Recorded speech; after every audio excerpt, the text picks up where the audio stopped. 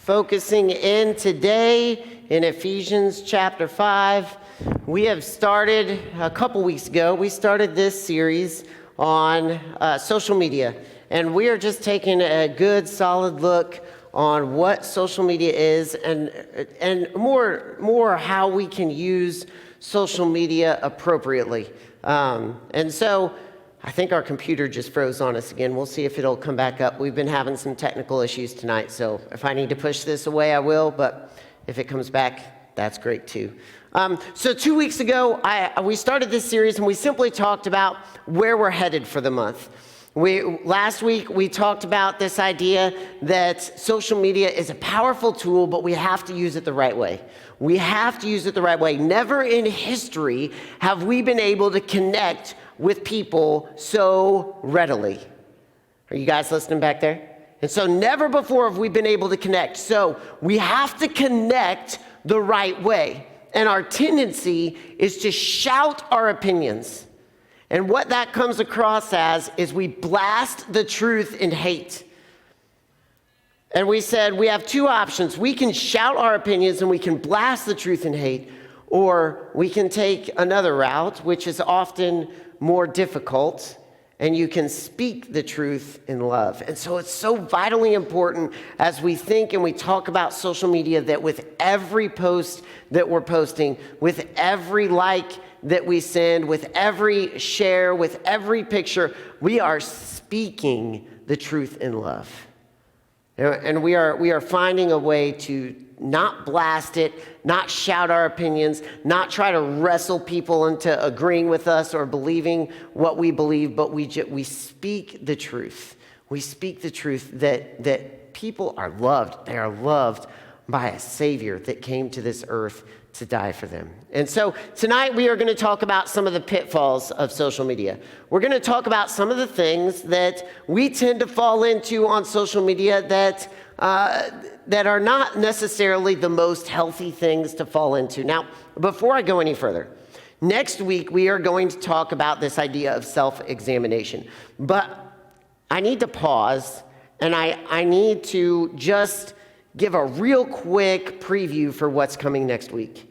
And I think it's really important that I give it right now, because when we start talking about pitfalls in any area of our life, when we start talking about areas that we fall short, areas where we don't measure up, areas where we need to improve, we have a tendency to go to extremes. One extreme says, dude, I'm good. This doesn't apply to me. I've got nothing to worry about. I'm great. This extreme is unhealthy because we don't take an honest evaluation of ourselves, and ultimately it leads to us being unaware of areas we need to improve. Leads to some pretty unhealthy living patterns. And so we don't want to go to that extreme where we just block everything out and we're like, dude, I'm cool, I'm good, social media is working for me, or whatever the pitfalls we may be talking about, that doesn't apply to me. That's one extreme. The other extreme is just as damaging. The other extreme is this extreme where we assume, dude, I'm a wreck. I'm so messed up. And so what we begin to do is we begin to obsess and we begin to replay moments in our lives over and over and over and over and over and over again. And we look for the areas where we were wrong because we are so convinced, we have so convinced ourselves that we are wrong that we look for areas where we're wrong to confirm the fact that we are failures. And this leads to lack of self-value. This leads to all kinds of just as damaging issues. There are two extremes. And so when we start to talk about pitfalls, when we start to talk about evaluating ourselves, when we start to talk about areas where we can be better, it is vital that we fall in the middle and we take an honest evaluation of ourselves. And we can honestly say, I think I'm doing okay in this area, or there are a few things that I may need to improve in this area, but we don't go all or nothing. Because when we go all or nothing, it becomes really, really unhealthy. And so we'll talk a whole lot more about that next week. I'm excited to share with you some stuff about those extremes and being honest and self-evaluation, but I feel like I had to share just a little bit about it tonight because we are going to be talking about some pitfalls, some ways that we tend to fall short in this area of social media. And so pitfall number one is this: unawareness that sarcasm, emotion, and jokes often don't translate on social media. Emotion, sarcasm, and jokes often don't come across the way we intend on social media, and this also applies to texting, this applies to email. Oftentimes, the sarcasm that we layer in just comes across as hurtful. I remember I was in college, and when I was in college, I was a huge fan of this band called Linkin Park. I don't know if you guys know Linkin Park at all or not, but back in the day, I was a big fan of Linkin Park. Their second album had just come out, and I was loving it. Now, the band Linkin Park was not for everybody, and one of my really good friends hated Linkin Park. They were not a fan of Linkin Park at all. Still really good friends with the guy, and we hung out all the time, but he just didn't like Linkin Park. And so one night I was scrolling through Zanga, which was my social media of choice before Facebook came out. I was scrolling through Zanga, and I came across this post from my friend that just ripped Linkin Park apart, which, granted, he doesn't like Linkin Park. That's fine. He's entitled to his opinion. Everybody has their own musical styles that they are a fan of. But what really, really got me is that when I read the post, he started talking about people that listened to Linkin Park. That was me. And I felt like he was like, if you listen to Linkin Park, you're an idiot. And I was like, oh, okay. Now we're crossing the line. I don't know if I had had a bad day that day, if I was just frustrated about something, but I was done. I was ready to go. And so I typed out a post on my Zanga account in response to him, and I was like, some people just need to keep their opinions to themselves. Boom, send. And he came to me the next day, and he was like, this was real late at night when I posted this, so I was probably tired and cranky. He came to me the next day, he's like, dude, are you frustrated with me? And I was like, yeah, I'm frustrated.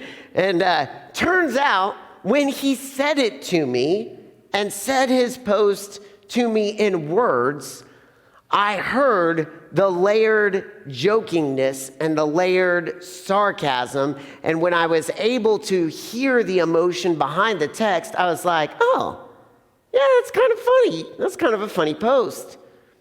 But oftentimes, our sarcasm, emotion, and jokes do not land when we put them into text. And so I went back and I deleted the message, and me and my friend were fine, and we were good. But how often do we post things and we think, dude, this is going to be awesome. This is going to be so funny. And we just throw that sarcasm out there, and we don't realize that on the other end of a screen is somebody reading that, and they are just hurt. And they're damaged because they feel like that wasn't a joke, that was personal.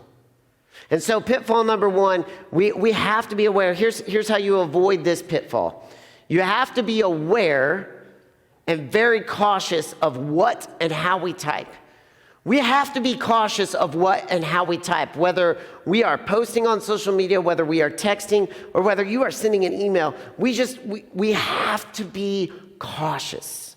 We have to make sure, you guys listening, that we are communicating clearly, recognizing that often our emotions, our sarcasm, it's not going to come through. It's just going to be offensive.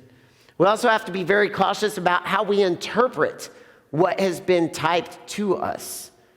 There's a lot of different ways that we can read a text, And so sometimes it is healthy to read a text one way and then completely change your vocal interpretation of that text and read it a completely different way. For example, have a good day, or have a good day.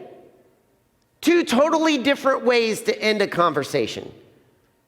And so we just have to be cautious. This is a very common pitfall that we fall into when we begin exploring and examining and interacting with social media. We just need to be cautious. Pitfall number 2 is this.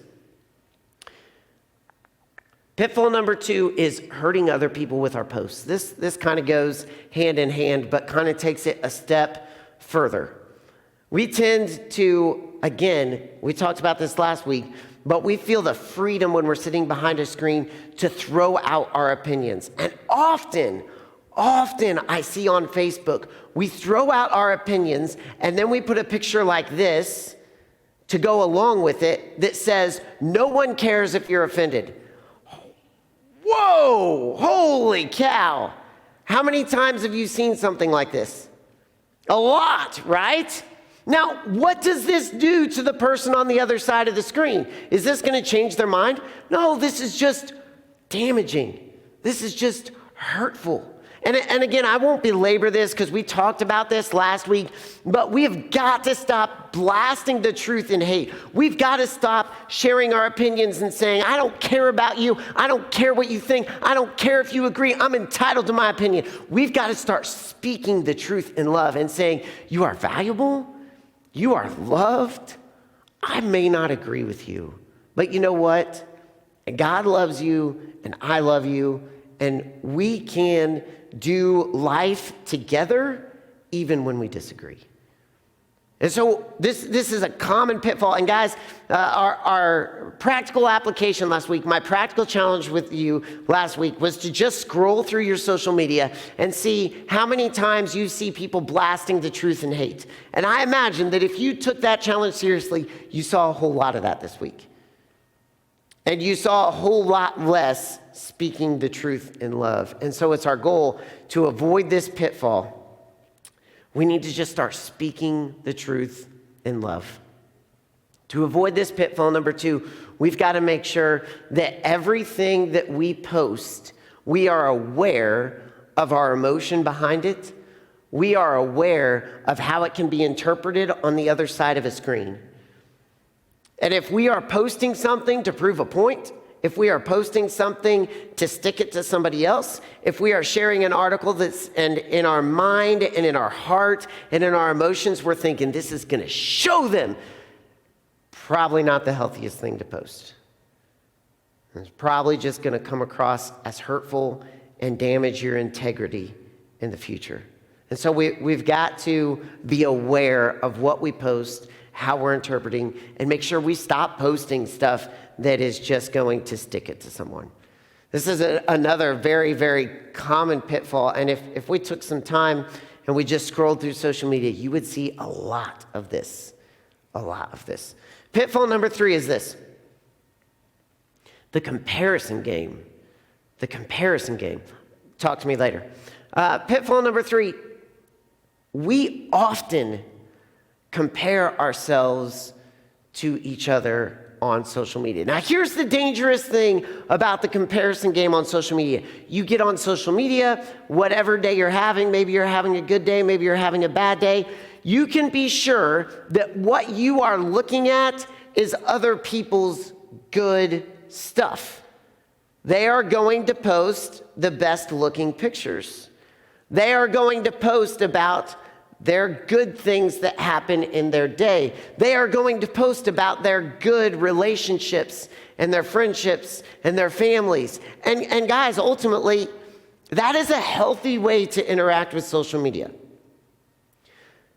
But here's the problem, is that so often we look at other people's good stuff and we compare it to our bad stuff. We say stuff like, they always look good, I look like crap. We say stuff like, dude, they never fight in their friendships. I'm constantly getting in arguments. I just got in an argument earlier today. We say stuff like, their family always gets along. my family never gets along. And so we start to compare their good stuff with our bad stuff. Here's the truth. When you go to post on social media, you're not going to post the bad pictures. I brought an example. This is a picture that my wife and I chose not to post to social media. I am making a ridiculous face in that picture. It's like, what is going on with me right there? That is nuts. And so as we go through our phone, we're like, you know what? I think we've got some better pictures we can post from that day. Are you guys listening? I'm hearing a phone back there. And so your friends are not going to post those pictures. But often what we do is we take this picture of ourselves and we go, dude, look at me and look at them. And we put those on comparison and we don't realize we have struggles, our friends have struggles. We have good and bad pictures, our friends have good and bad pictures. And so when we start the comparison game, we have to make sure that we are recognizing that we are comparing often their best to our not as good, our worst, our failures, our lack of goodness. And so to avoid this pitfall, here's what we have to do. We have to be aware of our emotions as we scroll. As you scroll through social media, be aware of what your day has been like. Have you been in an argument with a friend or a family member? Are you feeling down on yourself right now? Have you had a pretty good day? Or are you feeling pretty good about yourself? We have to be aware of how we're feeling because that will affect how we compare ourselves to other people and how we interact with social media. And we have to be aware of how we're looking at another person's best. We have to be honest with ourselves and say, you know what? That person has some struggles going on in their life. And social media may not be the best place to, actually social media is not the best place to lay out all your struggles. But we have to recognize everybody struggles. Everybody has good days. Everybody has bad days. And we have to compare ourselves with a realistic version of somebody else. We have to recognize that we all have struggles and not compare their best with our worst. All right, last one. There are a ton of pitfalls I could talk about in social media. This is the last one we're going to talk about tonight. The eternal nature of the internet. The eternal nature of the internet. Here's the deal. Once you post something online, it's there forever. It doesn't matter if you want it to go away. It doesn't matter if you delete it later. Through the technology of archiving and screenshots and the ability to save images and posts, it is there forever. It will never go away. And so we have to be cautious. Everything we post on the internet is eternal. It will always be there. It will be archived. And so we have to be very, very careful about what we post. Recognizing there are some things that we probably should not be posting on the internet. Here's how you avoid this pitfall. You got to be cautious with every post. Plain and simple. We have to ask ourselves, is this something that when I am 30 years old, I want to come back to and say, look, this is on the internet? That's a hard question to ask. Is this something that 20 years from now, 20 years from now, 30 years from now, 35 years from now, when you guys have kids that are in middle school and you get tagged by a friend from a post of when you were in middle school doing something absolutely ridiculous, are you going to want your kids to see that post? Those are some tough questions. And again, guys, these are just are you guys listening back there? These are some very common pitfalls that we all tend to fall into. And today I don't want you to go to extremes. I don't want you replaying in your mind over and over and over and over and over again everything you've done wrong. I don't want you blowing this off and thinking, I'm good, this doesn't apply to me at all. Let's just fall somewhere in the middle and say, we've all got some stuff we can work on. We've all got some things that we can improve on. There are no Bible verses on social media. Obviously, social media did not exist in Bible times. But in the book of Ephesians, chapter 5, and Brinkley read part of this earlier. In the book of Ephesians, chapter 5, Paul talks about how we relate to other people. And I think that if Paul were standing among us today, and he were either writing a letter to us, or he was pointing to us to a previous letter that he'd written, he would point to us here. Because how Paul is telling people to relate applies directly to how we as people relate to other people on social media. Check this out. Ephesians chapter 5, verses 1 through 4, and then skip ahead to 15 through 17. Follow God's example, therefore, as dearly loved children, and walk in the way of love. Just as Christ loved us and gave himself up for us as a fragrant offering and sacrifice to God. Among you, there must not even be a hint of sexual immorality or any kind of impurity or greed, because these are improper for God's holy people. Nor should there be obscenity, foolish talk, coarse joking, which is out of place, but rather thanksgiving. Be very careful then how you live, not as unwise, but as wise, making the most of every opportunity, because the days are evil. Therefore, do not be foolish, but understand what the Lord's will is. Let's reread this and talk about some social media ideas. Therefore, follow God's example as you interact with social media, because you are dearly loved children, and the person on the other side of the screen that is interacting with you is also a dearly loved child of God. And Christ gave himself up for us and for the people on the other side of the screen as a fragrant offering and sacrifice to God. Now, this is where he gets down to the nitty-gritty of everything we post. But among you, there must not even be a hint of sexual immorality or impurity or greed, because these are improper for God's people. Nor should there be obscenity, foolish talk, coarse joking, which are out of place.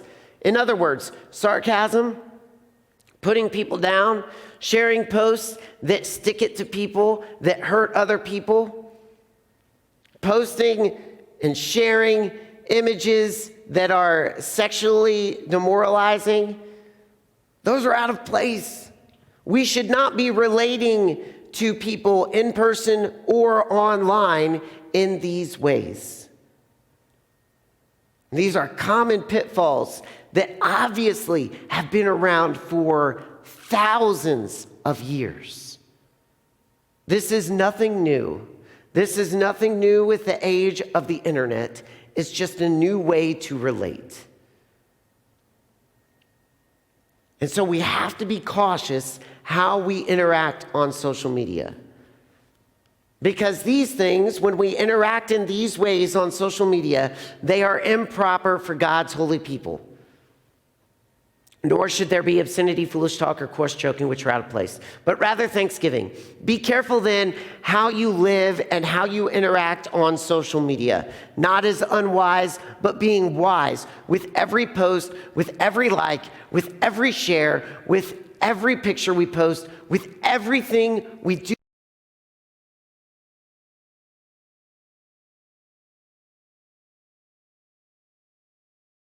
Through social media, we will recognize this pretty quickly. The days are evil. You guys, social media, you hear this from adults all the time. Social media can be a very evil place. But I am a firm believer that if we are aware of the pitfalls of social media, if we avoid the pitfalls of social media, if we are wise in the way that we live and we interact, if we are honoring God with the way that we interact with social media, it is an incredible incredible tool that can radically change this culture and this world for God's kingdom. Never before have we been able to connect with people so readily. It is an incredible opportunity. And so we have to be wise. We have to live as wise, not unwise, making the most of every opportunity, making the most of every post and every share and every like and every comment. Building people up, loving people, showing people that they are loved by a God and a Savior that came to this earth to die for them. And so my practical challenge to you is this. If you want to walk out these doors and you want to take a step in your faith, because ultimately our growth is not about taking giant leaps, it's about just taking another step. If you want to take a step in your faith, ask yourself this question: which pitfall do I struggle with most? Which pitfall do I struggle with most? And then talk to a friend, talk to a parent, talk to a trusted adult about helping with that pitfall. Be honest. I'm struggling with this. I want you to pay attention to my social media, and I want you to help me avoid this pitfall. Which pitfall do you struggle with most? And ask for some help in that pitfall so that as Jesus followers, as we interact with social media, we can live as wise, not unwise, making the most of every opportunity, because we have some incredible opportunities on social media. Let me pray for you guys. God, thank you so much for tonight.